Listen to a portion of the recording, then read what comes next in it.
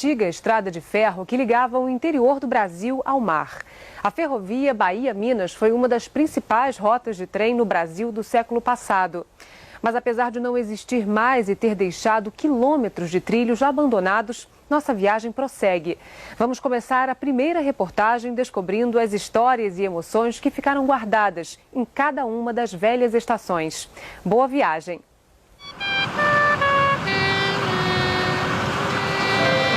Este era o caminho da esperança. Uma promessa de progresso. Sonho de ver o mar. A estrada de ferro Bahia-Minas foi fundada em 1880. Durante 86 anos, transportou passageiros e mercadorias. 578 quilômetros do porto de Ponta de Areia, distrito de Caravelas, na Bahia, a Araçuaí, em Minas. Os trilhos não existem mais. O último trem passou há quase 40 anos, mas ficou na memória das pessoas, marcado nos lugares. Quem morava aqui, que nem eu conheci o tempo viajando nele aqui, passava direto aqui. Vinha cheio? Vinha muita gente, carregava lenha, muita coisa, né? Vinha cheio e descia. Onde passava a estrada, hoje os ônibus disputam o espaço com animais de carga e caminhões carregados de lenha. Ainda há pontilhões de ferro, fabricados na Inglaterra, estações esquecidas pelo caminho e alguns túneis. A mata fechada e as montanhas eram obstáculos difíceis. A Bahia-Minas demorou 60 anos para ser concluída. Era preciso dinheiro, tempo e muita disposição para se construir, por exemplo, um túnel como este aqui. Desde aquela época, muita coisa mudou. O que não mudou foi a paisagem do Vale do Jequitinhonha, quase sempre seca e muito bela.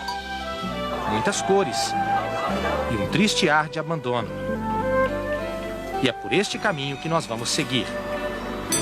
Partimos do antigo povoado do Calhau, hoje Araçuaí. A velha estação ainda existe. O nome da cidade está escrito com 2 S's, como antigamente. A Bahia-Minas chegou a Araçuaí em 1942. O prédio da estação é muito diferente dos outros encontrados ao longo da estrada e deixou de funcionar em 66, quando a ferrovia foi desativada. Hoje, o prédio fechado dá sombra a quem espera o ônibus. Não se pode ir a Araçuaí sem passar pela feira no sábado de manhã. As cores de tudo e a alegria das pessoas impressionam. Para todo lado, chapéu de couro, para enfrentar o sol forte do vale. Aqui, o movimento parece uma festa. No antigo caminho da ferrovia, a parada seguinte era em Alfredo Graça. Hoje, um lugarejo. A rua não poderia ter outro nome. Sinais de um passado glorioso. A ferrovia foi criada pelo engenheiro Miguel Argolo. Os pioneiros deram nome a alguns lugares. A próxima estação leva o nome do engenheiro Emílio Schnorr. Ali perto brotam inúmeros pequenos afluentes do Jequitinhonha. Caminhos cortados na pedra. Velhos casarões com gente nas varandas. Trilhas de gado.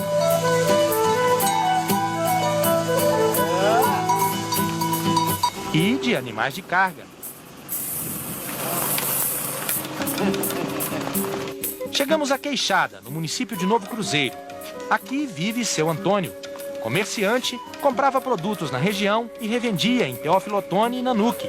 Ele viajou muitas vezes no trem. A estação, aquela parte de lá é a agência, aonde você comprava as passagens, você despachava as mercadorias, a parte de cá era o depósito, era o armazém. O comércio era muito bom, tinha muito comércio, né? Porque a zona rural era bastante habitada, tinha fazenda aí de ter 50, 60 famílias morando. De 10 em 10 quilômetros, equipes de manutenção, formadas pelos garimpeiros da linha, moravam nessas construções, chamadas casas de turma. 2 famílias em cada, paredes de 30 centímetros de espessura. Isso aqui é a largura dessa parede, então é uma construção que está aí, firme, sem trinca, sem nada até hoje, porque foi muito bem construída. Então a casa dessa é um crime demolir, né? Por isso que a gente está aproveitando. A caixa d'água resiste ao tempo, base de pedras, reservatório de metal. Aqui a caldeira da Maria Fumaça era abastecida. Cai a noite no vale.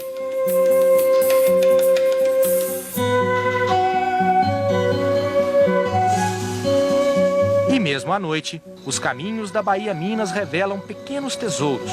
Por baixo do pontilhão de ferro trazido da Inglaterra, água cristalina na cascatinha. Nova manhã, chegamos a Novo Cruzeiro. A bela estação reformada guarda as características originais. E bem onde passava o trem, seu Aquiles promete milagres com as ervas e raízes. Para reumatismo, para coluna, para garganta inflamada, essa cena de sucupira branca. Aqui já é para derrame, é para dor, ó. Esse aqui é tibona, noz moscada, imburana.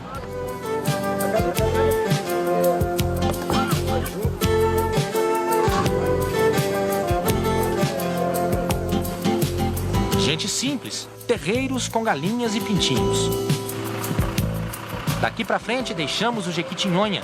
Começa o Vale do Mucuri, região pedregosa, abrir caminho naquela época só com dinamite e picareta. Mas a paisagem é exuberante. O túnel cavado na pedra serve de passagem para quem mora por perto. Nas paredes ainda há vestígios da fumaça que saía da locomotiva. Quando os viajantes enxergavam esta montanha, já sabiam. O trem se aproximava de Ladainha. A pedra da Ladainha tem uma escarpa de 300 metros. Para subir, é preciso antes vencer o caminho que leva à base. Neste ponto é preciso deixar o carro e seguir a pé. A estimativa é que seja preciso caminhar entre 1 hora e 1h30 até atingir o topo da pedra da Ladainha. Um cabo de aço ajuda os aventureiros.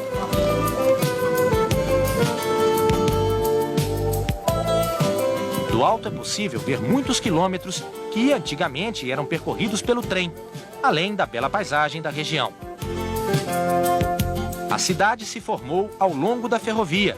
Quem enfrenta a subida se encanta com a vista.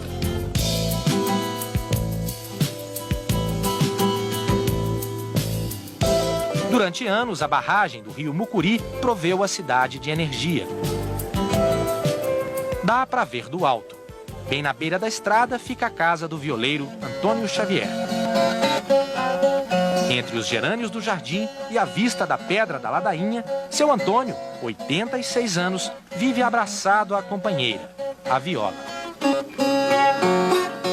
Até hoje ele se impressiona com a lembrança da composição que passava na porta de casa. Tinha 16 carros, uma maquinária só puxava 16 carros. Era importante, né? Eu não sei como é que podia, nessas estradas cheias de curvas, como é que dava essas curvas, né? Tudo aí era coisa. Mas ela travava assim, como é que podia? Mas aqui também está em riba dos ferros, né? Aí as rodas só rodavam em riba do aço mesmo. Ali é onde dava, os carros acompanhavam tudo. Os mistérios das cordas ele aprendeu ainda menino com um homem que morava perto de casa, na roça. Eu ia para lá, levava a viola para lá, e ele ponteava na viola lá e eu estou soltando. Ele mudava os dedos, eu mudava também. Uma hora dava certo, outra hora não dava. E aí ele foi traquejando, até que eu aprendi. Nem todo mundo sabe liscar essa viola, a viola aqui para dar essa contagem aqui.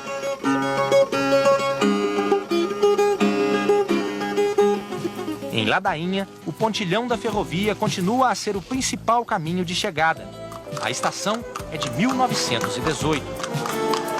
Ainda estão preservadas as velhas oficinas da Bahia Minas. E o antigo cinema também resiste. Foi inaugurado em 1938 com a exibição do filme King Kong. Em 66, com o fim da ferrovia, a sala foi fechada. Seguimos em frente passando por várias estações, algumas com nomes indígenas. Icari, Caporanga, que significa manancial de água doce. A neblina envolve a Mata Atlântica que restou. Cenas raras. Numa região quase sempre quente, moradores ao sol espantam a friagem. Até chegarmos a Filadélfia, hoje Teófilo Otoni. Aqui ainda se contam muitas histórias da ferrovia.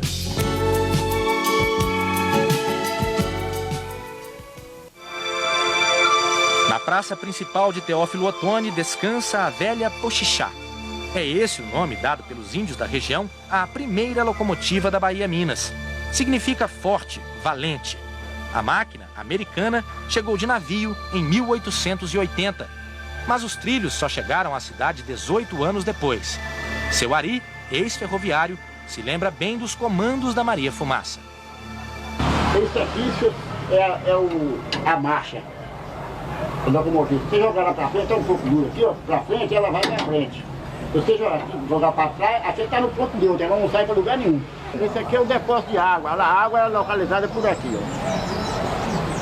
No percurso da linha, vários lugares tinha a caixa d'água, então a água era completada por aqui, ó. O trem passava em frente à casa de seu Glair. Ele também trabalhou na Bahia Minas. Na parede, as imagens da antiga estação que já não existe e de uma locomotiva. Entendendo bem aqui, ele trata de animais, então objetos muito grandes, né? Aqui funcionava o armazém de carga e descarga, transportar arroz, feijão, açúcar, café, essas pequenas cargas, esse tipo assim. Aqui já começava a área aqui em cima funcionava o telégrafo. Aqui era a entrada para o barco de passageiros. Aqui, desse lado, ficava a venda os guichês de passagem. Certo? Mais na frente, mais no fundo, um bar. E aqui é a parte administrativa. Quando eu vejo uma locomotiva a vapor, principalmente a vapor, aquilo me corta lá dentro do coração. Na memória, um tempo que ele considera inesquecível. De uma ponta à outra da ferrovia, um dia de viagem. Ele guarda velhos documentos da estrada de ferro Bahia-Minas. É aquele negócio, né? A paixão. Eu mesmo falo isso, se a Bahia Minas voltasse a funcionar, eu trabalharia de graça uns 2 anos. Seria uma emoção. Seu Paulo, também ex-ferroviário, se reconhece na fotografia com 25 anos. Aos 83, fala com saudade do tempo que se foi. Era não ser penoso, mas era misterioso, era bom. Era bom, ele vivia mais livre. Né? Saímos de Teófilo Otoni em direção à Bahia. No caminho, mais estações. Mais gente que se lembra do tempo em que o trem passava. É como se uma linha unisse chegadas e partidas para fazer aflorar as lembranças. Tinha um armazém ali, ó, naquela casa ali. E tinha outra aqui nessa casa grande aqui. E a única trânsito que tinha é só do trem. E tinha faltou na ponta de areia. Em Francisco Sá, um prédio charmoso de 2 andares. No município de Carlos Chagas, o velho caminho quase desaparece. O aterro no lugar onde havia os trilhos é o único sinal de que composições passavam por ali. Em alguns lugares, ruínas de pontilhões. Mas ainda se pode ver as paisagens que deslumbravam os viajantes. No distrito de Mairim que vive seu Adão. Pescador, morava bem perto dos trilhos. Não entende por que a Bahia Minas desapareceu. Nesse tempo eu estava novo, né? Então assim, quer dizer que aí foi indo, depois aí deu de tirar, e não sei qual foi o motivo que deu de tirar, né? Ainda hoje ele tira o sustento do mucuri. A linha acompanhava o rio, curva a curva. Ao lado da ponte, construída no século XIX por engenheiros russos, seu Adão lança a tarrafa. Desta vez, não pegou nenhum peixe. Tinha um cascudo grande aqui que nós pegava, assim, tamanho assim mais ou menos, de quase de quilo. A gente pegava esse de quilo também, né? Meio quilo, 1 quilo. Mas esse acabou. Esse acabou. Adiante, chega-se a Nanuque. A velha estação foi demolida. Aqui, rio e trilhos contornavam um mesmo obstáculo, a Pedra do Bueno. E chegamos à divisa da Bahia, em Ipiranhém, município de Serra dos Aimorés. A ferrovia chegou aqui em 1892. Neste lugar, uma curiosidade. A estação do trem foi construída bem em cima da divisa dos estados. Aqui é Minas Gerais, mas basta caminhar um pouco, passar pela porta da estação e estamos no estado da Bahia. Por causa da Bahia Minas, durante a Revolução de 30, os mineiros quiseram anexar esse território ao do estado. A ideia foi logo descartada. Daqui ao mar são 130 quilômetros. Quase tudo foi tomado pelos eucaliptos e por fazendas. Muitos carvoeiros. caminho do trem desaparece. Em Euvécia, uma charmosa estação lembra o tempo da Bahia Minas. Hoje, caminhões carregados de madeira desempenham a mesma função das composições de carga. E, chegando a Caravelas, o tráfego das carretas aumenta muito. Máquinas cortam as árvores que alimentam a indústria do papel. Caravelas, uma das mais velhas cidades do Brasil, fundada em 1503, logo depois do descobrimento, guarda um charme nas ruas estreitas e nas casas azulejadas. Era a última parada antes de Ponta de Areia, 7 quilômetros depois. Era aqui que os mineiros podiam finalmente ver o mar.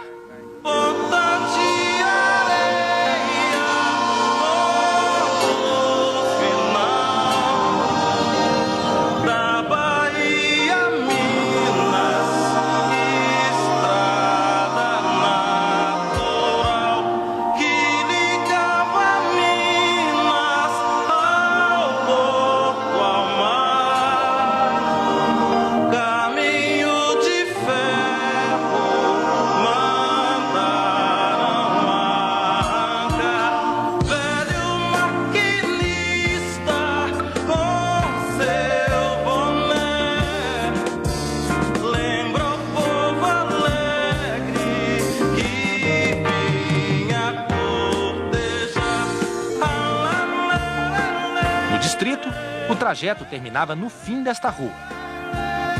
Estas ruínas são o que restou do ponto onde o trem se encontrava com o mar. Os moradores aqui de Ponta de Areia contam que nesta enseada muitos navios ficavam ancorados, esperando gente e carga. Tempos bem vivos para seu Valdemar, de 77 anos. Aqui era a estação bonita que tinha aqui. Descarreguei muito coco, eu trabalhava na roça e lá dava 20, 30 mil cocos, trazendo uma canoa, descarregava, sacava e despachava e batia fetório.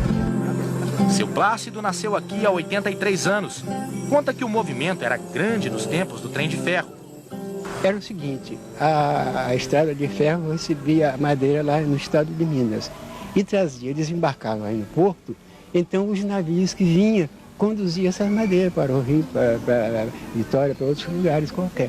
De lá, do Rio de Janeiro e de outros lugares, vinha outra mercadoria, como sal, como café, como açúcar, carne, essas coisas a mais. Quer dizer, fazia a troca. Minas transportava a madeira e daqui ia os materiais. O senhor tem saudade daquele tempo? Grandes. Se pudesse voltar o que era atrás, mas é impossível, né? É impossível, né? O dia de ontem não pode ser igual ao de hoje. O dia amanhã também não é igual ao de hoje, né? Infelizmente. É como se um rastro no caminho percorrido aos poucos resgatasse a história da Bahia Minas. Parece até que a ferrovia não morreu. Entre casas que o tempo esqueceu, montanha e mar, o sonho de unir continente e oceano continua vivo. Como continua vivo o trem de ferro na história de Minas. Adélia Prado escreveu: o trem de ferro é uma coisa mecânica, mas atravessa a noite, a madrugada, o dia, atravessou minha vida, virou só sentimento.